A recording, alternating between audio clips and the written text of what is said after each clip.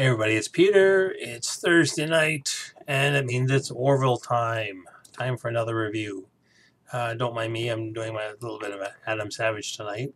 So tonight's episode was Krill. Not to be confused with those shrimp-like creatures you might have seen in Happy Feet, but the new aliens, well, not the new aliens, but we saw them in the pilot. They're the local bad guys. Sort of a cross between Remans from Nemesis Star Trek movie, or anemic-looking Klingons, if Klingons were, again, we're getting into the Klingon thing. But anyway, this is basically Orville's version of the bad guys. This is going to be spoilerish. I'm just going to touch on a few points. We open up, actually, that the guy's reading the mess hall.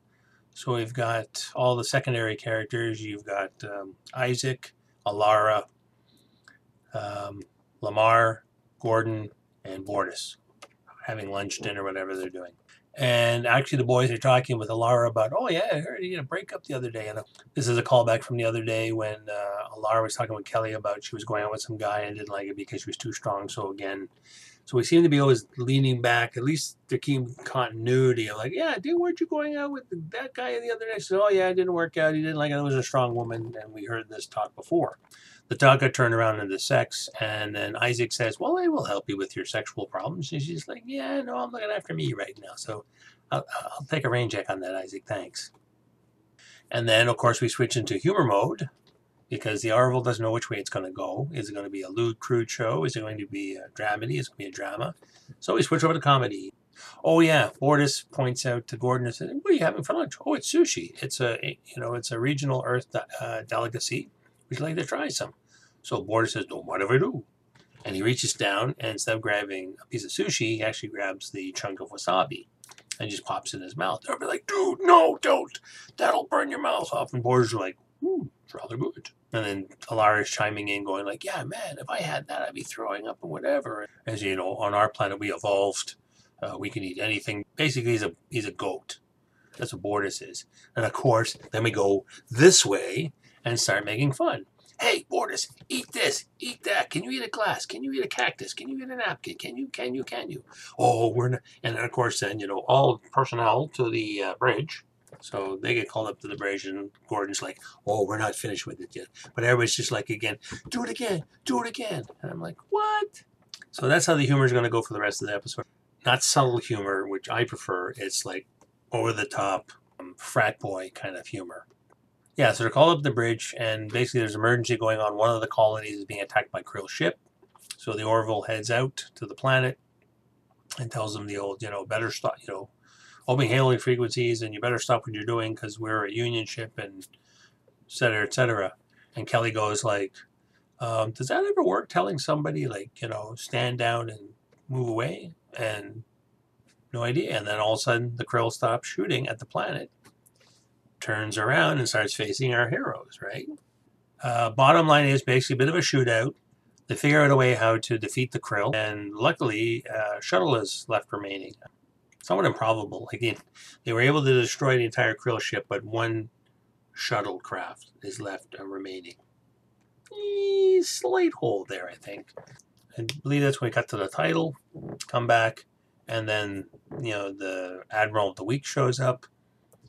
I think it's Kelly who plays the Admiral, and tells the Captain Mercer that, well, guess what? You're going to be volunteering for a mission to go with the Krill, and you're going to take your best helmsman, which all of the people on the Orville forums, especially on the Facebook group, who are like ex-military, are all going to go like, hey, why is the captain leaving the ship with his best helmsman? That's a chain of command thing, and blah, blah, blah. There was a whole thing. If you went to Facebook and you follow one of the Orville groups, and even the Discovery, and a lot of guys that are ex-U.S. Army, I'm assuming. I'm ex-Canadian Army, but I kind of get about story writing, and you can't put like modern-day military chain of command stuff and keep a story going, but, well, this is how we don't do it. Right, but we're talking 400 years in the future. So things are a little different then. So a lot of people are going to find fault with that. There's probably be a lot of talk about, hey, why did the captain and the best helmsman in the fleet go on a dangerous mission to infiltrate the Krill? And the reason they have to go infiltrate the Krill, because we don't know a lot about the Krill, but according to the Admiral, they have, through their intelligence, found that the Krill actually are still a religious bunch. I don't think they're going in the way like everybody's saying, the way the Klingons on Discovery are like sort of like pseudo ISIS, maybe Trump supporter kind of thing.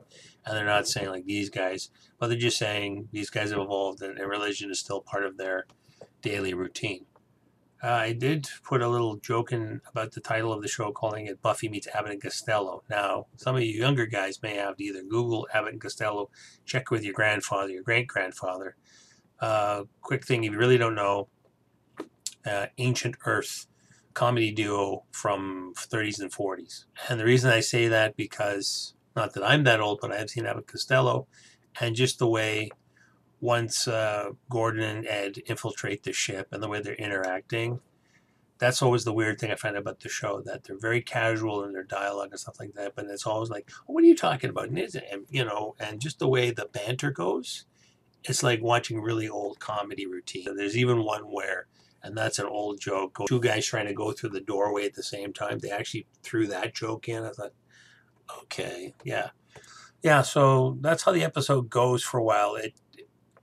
It's still leaning more on the comedy aspect, and the other weird thing is too, like when the guys finally get onto the Krill ship, all the Krill are like, yes, welcome aboard, and you were surviving of the last fiasco, and sorry to hear about that. Ed and Gordon are kind of like, yeah, well, you know how it is, and they're just talking like regular Joe talk. They're not trying to, and that's the funny thing. The other Krills are not going like, gee, you have a odd way of speaking.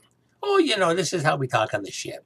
But that's how the whole show kind of goes, which is kind of like, again, I sort of lean back on like why I think some people are sort of going like, what kind of show is this? And I still hear from other threads where they're going on, oh, it's a spoof, it's a parody. And I keep correcting people saying, no, it's a homage to Star Trek. But when you're seeing, shtick like this, like they used to do back in the day, I'm waiting for somebody to go like, hey Mo, woo, really old Three Stooges kind of routines. That's what kind of throws the show a bit. But then in other parts of the show, there are serious parts, or when we get to, don't want to spoil this much, but basically the show deals with, okay, we got the religious aspect of the Krill. This is how they think, we're better than everybody else, and that's why the Krill does what they do, because Avis said so, that kind of thing. So they're leaning on people that, fanatically sort of follow religious and biblical texts, or whatever your belief and whatever is, and you're sort of going to the extreme. I guess as they were saying with the Krill, is they're extreme religious zealots. But again, too, they're very devout with their beliefs, and then also that shapes their morality.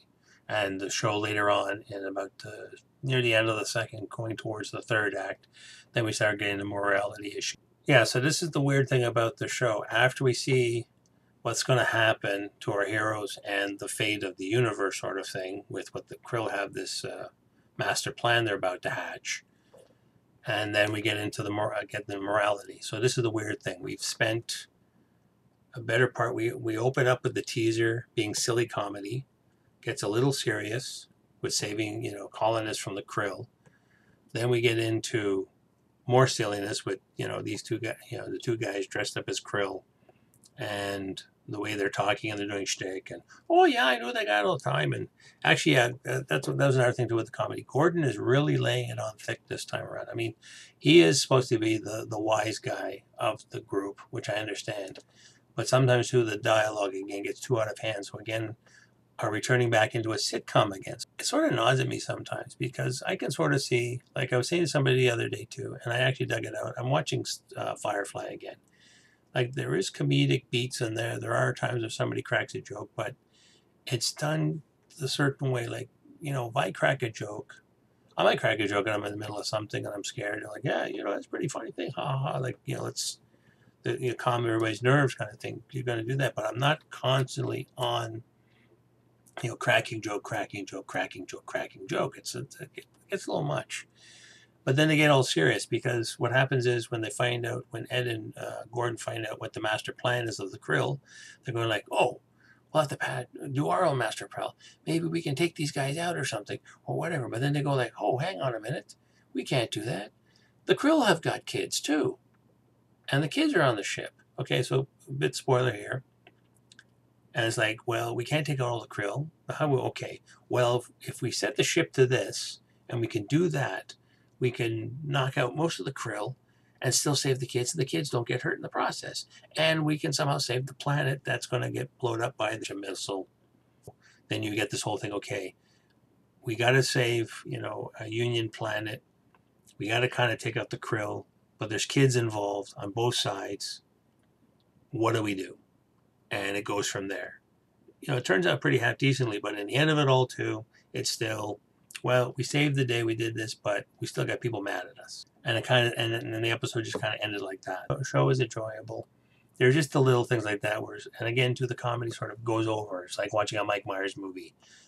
Austin Powers and the jokes go, they don't go here. We're going over here. Well, just reel it in a bit there, guys. Oh, yeah, the other kind of point I wanted to make, too, kudos to the makeup department, because there was a ton of makeup used in this episode, and kudos to the actors had to put on all these prosthetics. Even Krill kids were all done up. It was like makeup everywhere, and the Krill makeup too. It's a full facial thing. It's a whole headpiece, so you got to wear that for a while and filming. Kudos to the makeup team and to the people who had to put up with that. So again, put it out to you. What did you guys think? Did you like it? Did you hate it? Are you still or I think it's Orvillian now? They're going, because they have a Whovian. Now we got Orwellians or Orwellians. I don't know what the slang they're going to use for that. Was this a good show for you? Did you like it? Did you laugh at the kind of humor? Because I know some people, that's their kind of humor. For me, I'm still dry, British, Monty Python-ish, George Carlin. But then that's just me. So again, telling me your thoughts below in the comments. Don't forget to like and subscribe. Hit the little notification bell in case you want to see more of my shenanigans. And see you in the next one.